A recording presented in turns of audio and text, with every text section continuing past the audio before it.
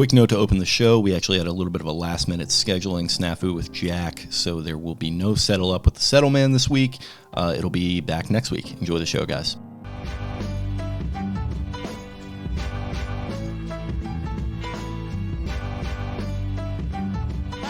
Really, really hard, and they execute the system, and that's what it's all about. Yes, sir. Trust. He's pretty big trust. Big trust, baby. Hey, yes, sir. Right on cue.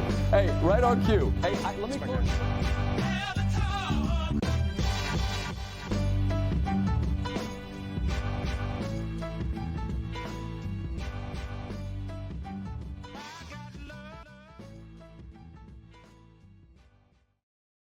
We're back on the Jumbo Set podcast, presented as always by Jimmy's Famous Seafood. My name is Jake Louque. I'm joined on my screen by Spencer Nathaniel Schultz. How is it going, sir? Not going well. Technology fighting me in my face happens probably to each of us once a month, where they're just something starts happening, where we're recording starts messing with us. My microphone's been messing with me. My internet's been messing with me. I've quenched all three of those beasts, and hopefully I sound clear. I look clear, clear eyes, full hearts. The Orioles can't lose. I think you'll be listening to this on Wednesday, October 11th. And I think we're talking about a Dean Kramer win. I can feel it in my plums. The Orioles are not getting swept tonight. Knock on the old wood. Put that into the sphere there, the globe, and ready to go watch it. Going to head down to Delia Foley's after we're done recording and go watch and root on the boys. And hopefully they're able to go grit out a tough road win and have some pride, make a little bit of a series out of this thing. How you feeling? Yeah, no, just put them to bed. Don't let them win one, because once you let them win one, then you got an issue. No, they'll be all right. We'll see what happens tonight. Heading out to go watch it somewhere myself. So, we're crossing our fingers and we're hoping for the best here, and hoping for the best for Dean Kramer. Obviously going through a lot right now, so going to be a strange mindset that he's in pitching this one, but hopefully he's able to come through for more reasons than one. But yeah, we are here to talk some Baltimore Ravens. And man, what a pleasant time in Ravens Twitter world, and just a general sense of being a fan right now, isn't it? It is. Sunday was obviously terrible. We go and recap that. Orioles lose after trying to claw their way back in, going down big, letting up a grand slam, just getting routed. Grayson Rodriguez's first postseason appearance did not go well. So I guess I get started with a little bit of an Orioles mega culpa. I just felt so stupid after that one, like expecting him, who has never played college baseball, who has never played in like an elimination game like that in his life, to go in there. And I hammered his strikeouts over 5.5, and I took 7 as well. And just soft contact, got him out. Kind of looked a little bit like the beginning of the year, but hey, rookie in the playoffs, what are you going to do about it? So that was tough. The Ravens loss was tough and frustrating. And I really have many thoughts still on this game, as the Ravens need to move forward from it, and we'll get to all of that. But it was really frustrating, and it just looks the same. When they win, it looks the same as their other wins, and when they lose, it looks the same as their other losses. And it's just watching this team have two possible outcomes. And we'll get into all of that, but just very frustrating, very tough weekend. Hopefully this week moves forward as the weather starts to chill on us a little bit. Hopefully the Ravens are able to chill out, and the Orioles are able to cool off the Rangers a touch as well. Yeah, no, it's tough times for sure. We go into that weekend with the 2 games on deck versus the Rangers, and then a Steelers team that the Ravens really should have beaten. And it felt like it had potential to be a pretty darn good sports weekend. And it winds up being, of course, one of the worst in our entire lifetime as sports fans. So that is just the way the cookie crumbles sometimes. But I guess getting into this Steelers game a little bit, I think we kind of all know the story of it. No matter who you place the blame on, or whatever it is, there's plenty of blame to go around. And, really the story is that the Ravens dropped 7 passes after really not having many drops to speak of throughout the beginning of the season. That puts them in a serious hole. It puts them in a hole as far as their morale went. And I think it kind of affected the way they played that second half. It affected Lamar Jackson's confidence.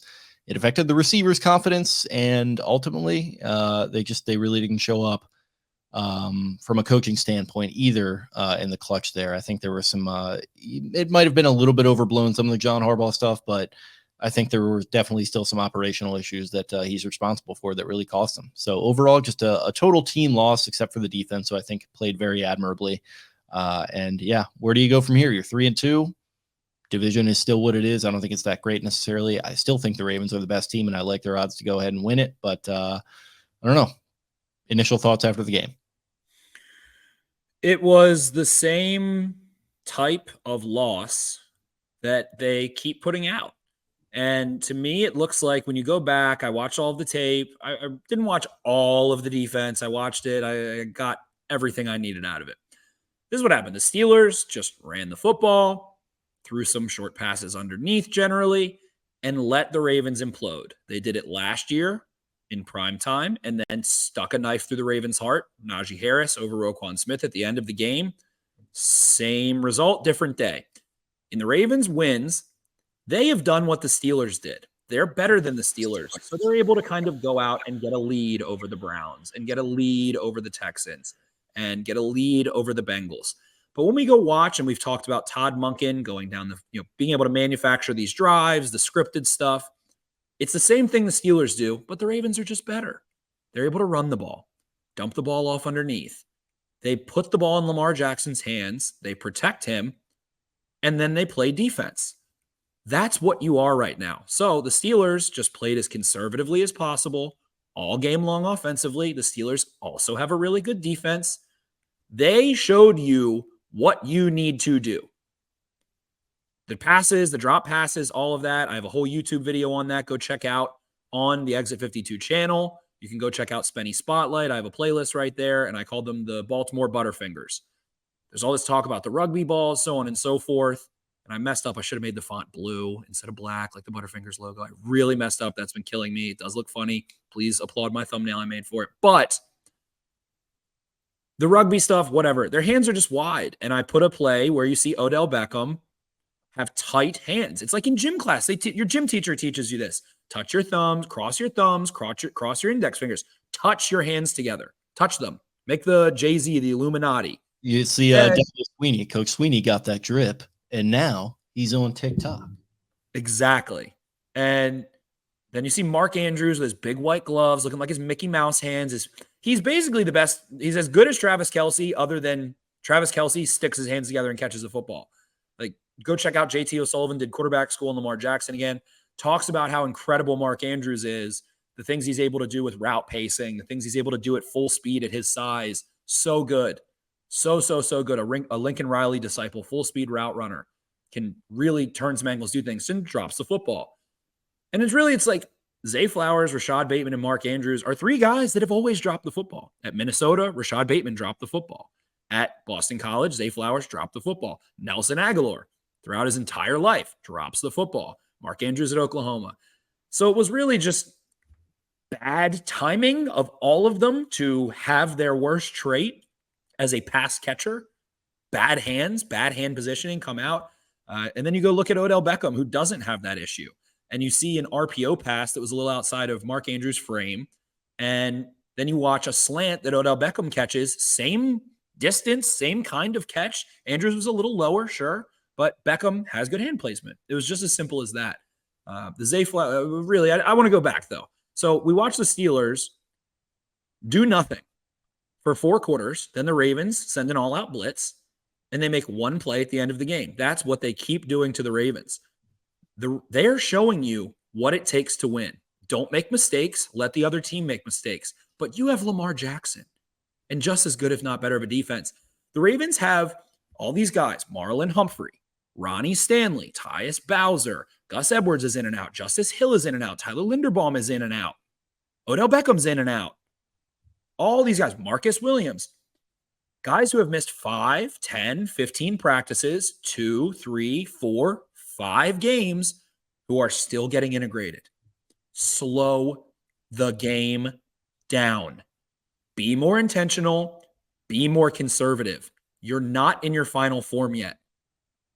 Offensively, Monken and Harbaugh, you have to protect Lamar Jackson. He is your team. He is your offense. He is a $250 million player for you. Just give him fucking time. Put Pat Ricard, who PFF charts, and if you chip and release, they usually don't chart you as pass pro. You kind of have to stay in because technically it's a route. You're a receiver. It's chip and release. 3 pass blocking snaps. He probably chipped another 3-4 times. It's not enough. Go get a Tomlinson off the practice squad. Pull him up. Put Likely, who still doesn't look like he looked last year. I don't know what's happened. Hopefully he rounds in for. Use him instead. Stop going 5-man protection and with a back, with scat and jet protection, stuff like that.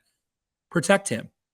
Then there's this value of, hey, in like you talked about, Jake, what did you say before the season? I expect them to start slow, figure it out. Dan Orlovsky has talked about that. I expect them to figure it out. Well, you're at the point where you've had 2 losses that should have been wins. You can look back and look at the mistakes that were made coaching-wise, execution-wise, dropping passes, trying to go make the Steelers jump instead of just kicking a fucking field goal. And I really look at that Raiders-Packers game from Sunday night too. Everybody's ripping the Raiders apart for trying to kick a field goal, not going for it. Well, they just sat back and made Jordan Love have to beat them, and he couldn't. That's kind of what the NFL is this year. It's not this explosive league outside of like the Dolphins and the 49ers. So make these Kenny Pickett and Gardner Minshew shouldn't be beating you. So there's value in making those mistakes early, player-wise, coaching-wise, so that you can fix them later. Make the mistakes in September and October so you don't make them again, November, December, January. You hope for February. But at this point in the season, it's about to be week 6.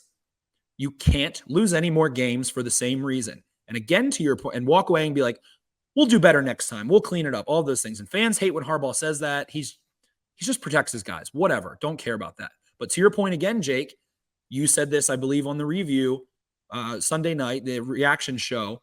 That's the difference between winning the division and winning the conference and having a bye and playing in the wild card or missing the playoffs. It's 1 or 2 games at the beginning of the year, and it can't be 3 at this point. Let Lamar Jackson win, get out of his way, kick field goals, punch the football. You have the second best defense in terms of average net yards over average in the NFL.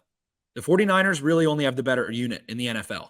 The Ravens defense is a top 5 unit on both sides of the football in the NFL today, trailing both sides of the 49ers and the Dolphins offense. They are the 4th best unit in football. Play off of them. As guys continue to get their feet from returning from injury, a Bowser's going to come in. You have Van Noy and Clowney who came in late. Let them calm it down, acclimate slowly, confidently to the new team, the new scheme, the new situation in general. And then after October, maybe you can get into a little bit of a rhythm, comfortable. Then you can start applying pressure towards the playoff push. Again, being aggressive on 4th down, doing all of those things. At the end of the day, they need to step back, give Lamar Jackson command of the line of scrimmage. This is his 6th year in the NFL. He's a $250 million quarterback. He's ready. Harbaugh needs to display a more stoic. We talked about this. I want to see a more stoic, iron-forged, even keel sense of neutrality on the sideline, especially in times of anxiousness or stress or failure. You have an elite quarterback, an elite defense, and you shouldn't be losing games to Kenny Pickett and Gardner fucking Minshew. Get out of your own way, John Harbaugh, now for the rest of the year, or I don't think you'll be here next year. We talked about maybe this would be a little bit of a, is this a sneaky hot seat if he can't get out of the wild card round or win a playoff game or maybe get to a conference championship? If the Ravens lose to the Steelers again and miss the playoffs, if you lose 7 out of 8 to the Pittsburgh Steelers and miss the playoffs, John Harbaugh has to go. So there's a lot of time before that happens. The Ravens also have a really tough schedule, it looks like right now. Injuries happen, whatever. But John, calm it down. Let Lamar Jackson do his thing. Stop getting frantic and panicked and going for it and this, that, and the other. Or you're not going to be here next year, plain and simple. We're almost seeing more of that calm and that patience from the play. Like, I've been complimenting the hell out of these players. We're almost seeing more of that than we are from the coaching staff. And it almost looks asynchronous where they almost look surprised that, like, you're having us go out and like Tyler Linderbaum is snapping the ball. And it's like, we're not going to like run Edwards here. I'm just going to take a snap and just hawk one up to Beckham in the, on the back, shoulder fade there in the end zone. He says they don't even want to kick up. They didn't even want to do that. So don't do it. Yeah, exactly. Just like, the players are almost like dumbfounded. Like, really? You're not just going to like run this into the teeth with Edwards. And if we don't score, then, kick a field goal and our defense will shut down that trash ass offense, frankly, that we've been watching for the entirety of the day.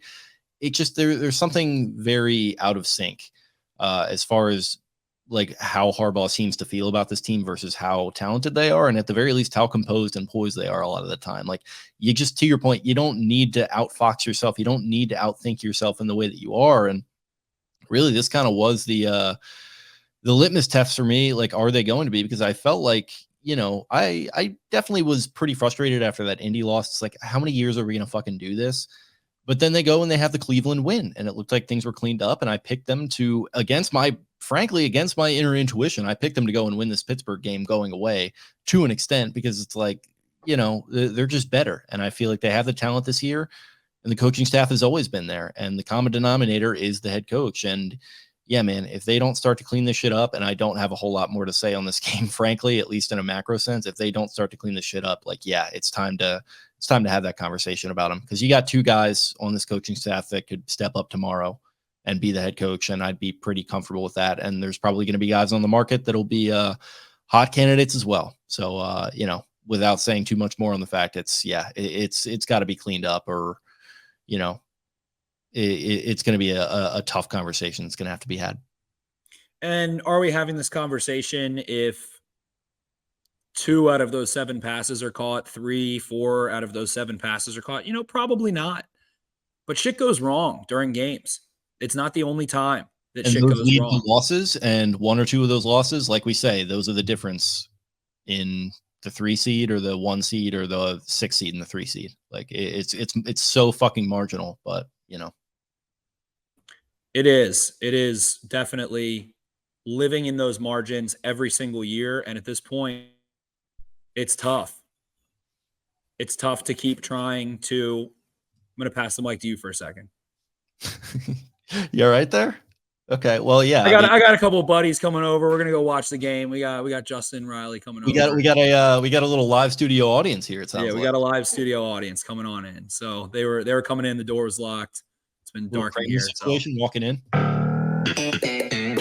Exactly. They're coming in like Kramer. So, but with that, at this point, the Ravens need to look themselves in the eye. They need to stop shooting themselves in the foot and say, we have to get out of Lamar Jackson's way. We have to get out of our own way. We have to kick field goals, punt the football, and play off of our defense. That is kind of the theme of 2023, in my opinion. Like I said, there's a couple offenses that are really drumming teams, and the rest of them are struggling in the too high world. They're turning the football over. They're not generating explosive plays. So why are you watching yourself fail? I mean, the Texans game, they handled the Texans, but they weren't humming through them. They weren't efficient. They weren't a couple clean. Fumbles. Like, yeah, the passing game was a little out of sync. He threw the pick early. Like, and then at the end of these games, another common theme, and I'm going to say it again, is that you're asking this offensive line that has had 3 starters, 4 different players shuffle in and out: Faalele, Linderbaum, DeMustafer, Ronnie Stanley, Pat McCary, shuffling in and out. And then at the end of the game, it's like, oh, TJ Watt, Alex Highsmith. Yeah, we've been giving them help all day, but in the most crucial moments, we're actually not going to give them help anymore. We're going to ask them to go single block a Alex Highsmith and a TJ Watt. And what happens? TJ Watt beats Daniel Faalele and Justice Hill, who's not good in pass pro. It's like, of course, TJ Watt is going to make a play at the end of the game. Of course he is, if you don't take him out of the game. You have to either get the ball out, roll Lamar Jackson, something. What are you doing? And that's what was really painful in JT O'Sullivan's breakdown on the QB school. It's like the Andrews drop in the end zone, which maybe could have been Lamar actually trying to throw to Zay Flowers. Andrews drifts a little bit. Also, Rashad Bateman's drop. It's like the Steelers were doing the same thing. They keep dropping TJ Watt in coverage, and then you're just dropping touchdowns. It's like they're giving you a little bit, and you're not taking it. So, again, are we having this conversation about Harbaugh?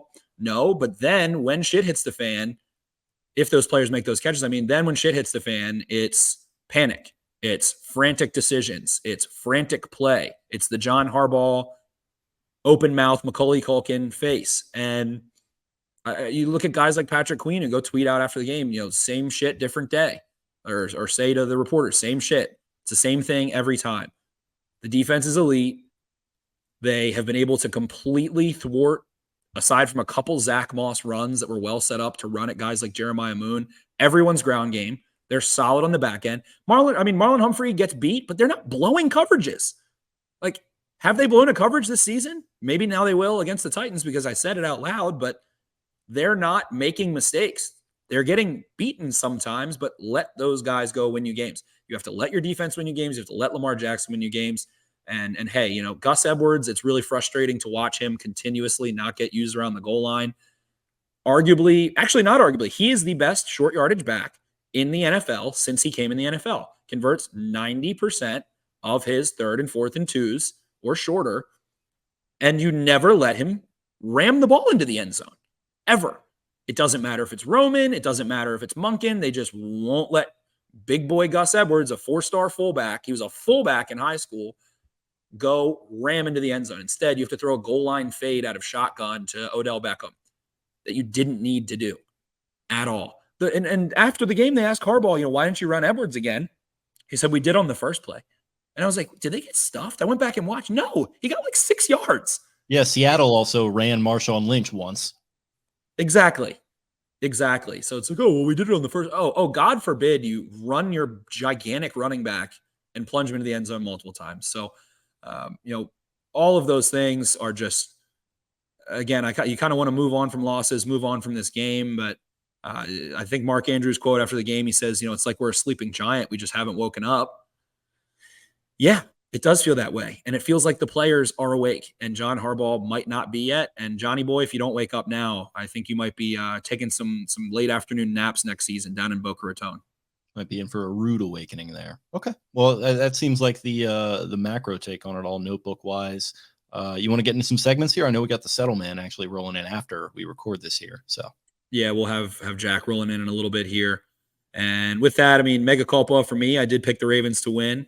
I did pick them to do the thing that they haven't done against the Steelers. I'll say I thought Lamar Jackson would tear the Steelers apart, and I think he did tear the Steelers apart. Yeah, I don't think you're issuing any apology on that. I mean, that was... Absolutely not. It ends up being, and I frankly agree, when you go look through PFF's offensive grades here, you've got Lamar Jackson is the #1 rated offensive player in the NFL this week. After that, Tyler Linderbaum graded okay, and there wasn't a single other remarkable performance offensively. So it was just like, of course, usually it's the other way around. Lamar Jackson looks a little frantic, throws a pick he shouldn't, throws a pick 6 on the double whip route Greg Roman special a couple years ago, twice. In this game, it was the exact opposite story, and John Harbaugh just implodes against Mike Tomlin to a point where it's like quietly the Steelers are beating the living crap out of you and should have expected that to happen. These games are never decided by 2 scores for a reason. I thought that it would be decided by 2 scores. So I went against the trend, and that was my my Mega Culpa there. Yeah, I mean, it's pretty much the exact same for me. It's right down to the fact that I knew that this exact thing was going to happen in my gut. And I went against it, and I did the data boy, you know, rational thing to do. And I fucking picked the Ravens to win this thing. I think I only picked them by a field goal. I still expected it to be a close game. But, you know, it just... They just seem to have these losses in their DNA, at least during this time of year. So, you know, that's kind of on me for not recognizing that had potential to happen yet again, even after it already happened versus Indy. So definitely. I guess that does it for that. For our Johnny Crabcake of the week, I'm going Justin Madubuike. Madubuike has quietly gotten part of a sack in 3 straight games, and I hate half sacks. I count them as full sacks. I'm going to give that 4 sacks so far in 5 games for Madubuike. Him and Patrick Queen storming through on a little stunt, able to go hit and sack Kenny Pickett in that game, take care of business a little bit. I love what I saw from him, especially early on in the run game, just dominating as he does, gets better and better. I think we're about to see him have the stretch. I think it's happening right now. He's starting to have the stretch that gets him paid and makes him a $30, $40, $50 million guy, whether it's in Baltimore or elsewhere. But dude looks like a freaking warthog inside. Him, Pierce, Broderick Washington. I don't think Travis Jones had a great day in this one. Looked a little slower, slower off the ball. Looked a little hesitant at times, but thought those guys played super well. And I mean, everybody on that Ravens defense really gets a crab cake, especially up the middle. Kyle Hamilton was great. The linebackers were great. Nose tackle, 3 techs were great. Really strong up the spine. Kept the Steelers in check all day. And it really just comes down to George Pickens there late in that game. They do that repeat of, that Bears game a couple years ago with, can't even remember that corner's name anymore. 6'4" corner, gigantic Chris Westry. That's who it was. Yeah. And Marquise Goodwin cooks Chris Westry. Marlon Humphrey gets paid a lot more than Chris Westry, but you'll give Marlon some slack there. Tough assignment. Week 1 for him when it's week 5 for everybody else. But yeah, I'm going Justin Madubuike for mine. Yeah, I'm going to go with Dan Falele, who looked like Snorlax out there to an extent. Just not moving around too much. Probably should have helped him out a little bit. He's in a tough spot there. I get it. But, man, that is one big boy. And let me tell you, the lack of mobility is reflected in that. It's not even that he just doesn't use his arms or stuff. He has these giant meat hooks, and you just see him say tucked in like he's trying to golf. He has his elbow tight to his hip. It's like, brother, extend. You have a 15-foot wingspan. Use it. Yeah, there's just, he has not turned into the player that we had hoped quite yet. I mean, hopefully there's still time. It's only it looks like he can't be trusted to come in cold. Like the 2 times they've asked him to come off the bench have been horrific. Yeah, it's tough. So yeah, that's my big boy of the week is the guy who maybe a little too big to fail there in Falele. Too big to Falele is my Johnnycake of the week. And I guess, the smooth AF plays of the week are kind of like, it kind of stinks to do them when it's, in a just turn into the smooth brain, like with the in losses, it might be the smooth brain of the week. It definitely might be. So let's take it that direction. And I'm just going to go straight up, John. You can just kick a field goal when you're playing the Pittsburgh Steelers. You don't have to try to go make them jump off sides. There's my smooth brain of the week. Do the shit 10 years ago. He used to try to go for it against the Ravens, and they would lose those games. And now it seems how the turntables.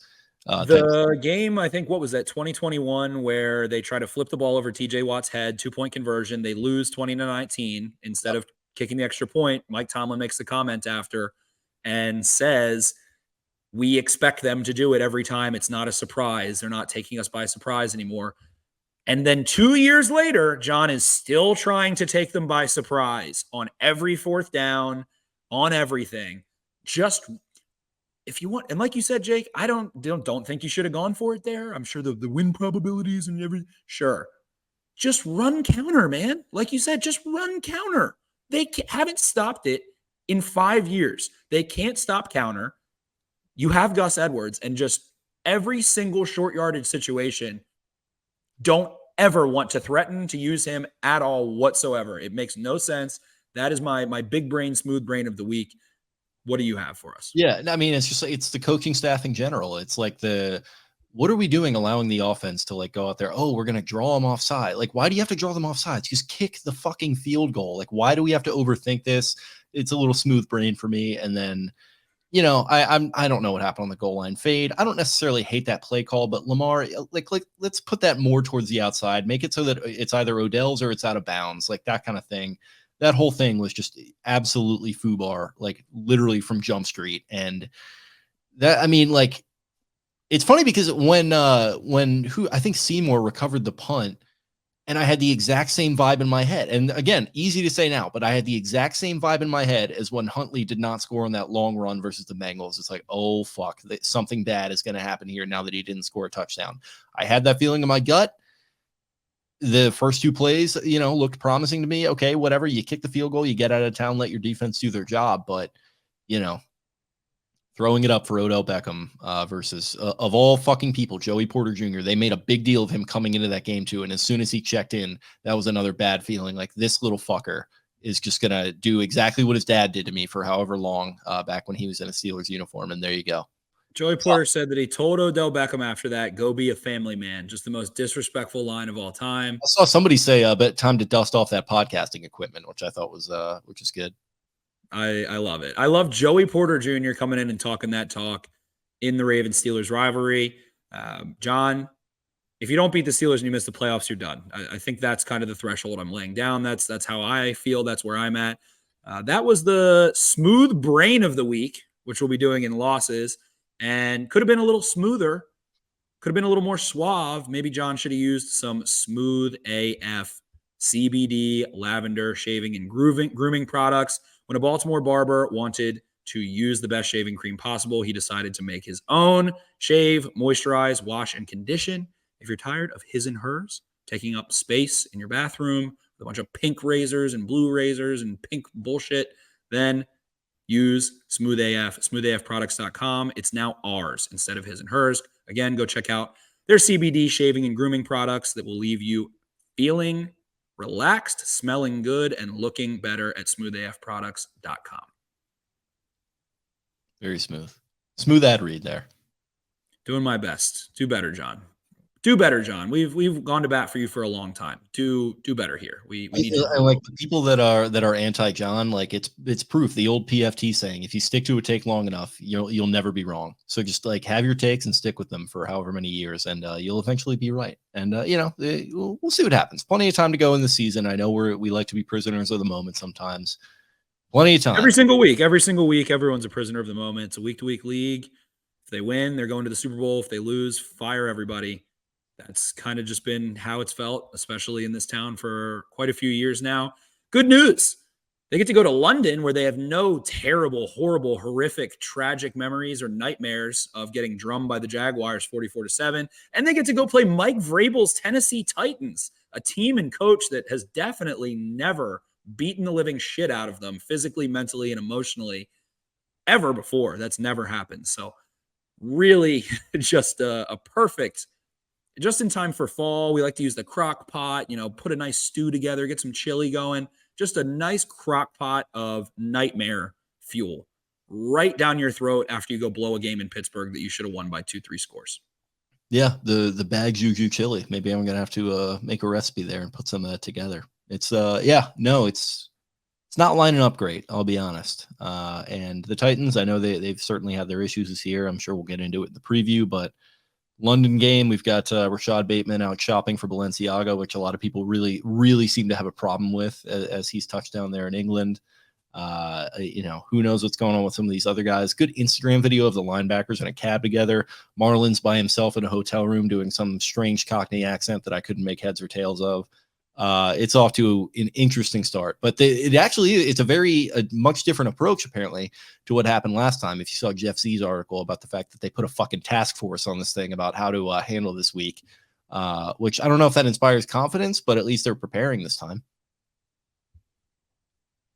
I don't know what to say or do. I have no idea. I just hope there's a jugs machine somewhere in the Downton Abbey there to help them practice catching the football when they are not out shopping at Balenciaga and they're not out doing God knows what with Marlon Humphrey in a Peaky Blinders cap, speaking the Queen's English.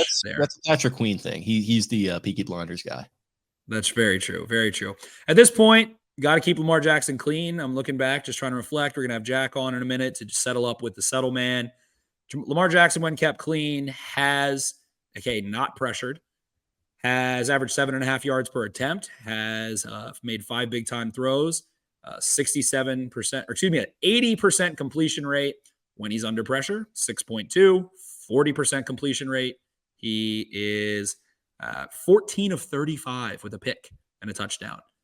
When blitzed, he has been okay. When he hasn't been blitzed, he's been outstanding. So I think if you want to go calm things down in good old London, why don't we keep Lamar Jackson clean this game? Why don't we put Pat Ricard on the line of scrimmage? Why don't we do the things that look like they work late in games and stop asking your backup offensive linemen to go thwart the TJ Watts and Alex Highsmiths and Jeffrey Simmons and whoever else they have over there, Danico Autry's of the world. We'll preview that one a little bit more. But with that, I mean, that kind of sums up my thoughts where I'm at. We'll get into the Titans preview, 9:30 a.m. kickoff here in the good old Eastern Standard Time. I guess the Ravens will be playing at, 3:30 there? Somewhere around there, 5 hours. I think it's a 5-hour time zone difference. So hopefully able to calm things down. It's been an up week, a down week, an up week, a down week. And hopefully they're back up this week and can get to 4-2. Yeah, 4-2. That feels a lot different than 3-3. It definitely does. It most certainly does. So with that, appreciate everyone listening. We're going to throw it to the settle man here. Like and subscribe if you're listening on YouTube. Hopefully we're talking about an Orioles win as well when you're listening to this. Hopefully it's the Orioles pushing for Game 4 there, and I think they're going to. I have confidence in Mean Dean to get the job done. Just put us to bed. Don't let us win one. Don't let us get hot. Just put us to bed. Well, with that, I think that about does it. And we'll settle up with the Settleman, preview a little Thursday Night Football. Thank you, everyone, so much for listening. Talk to you guys later. See you.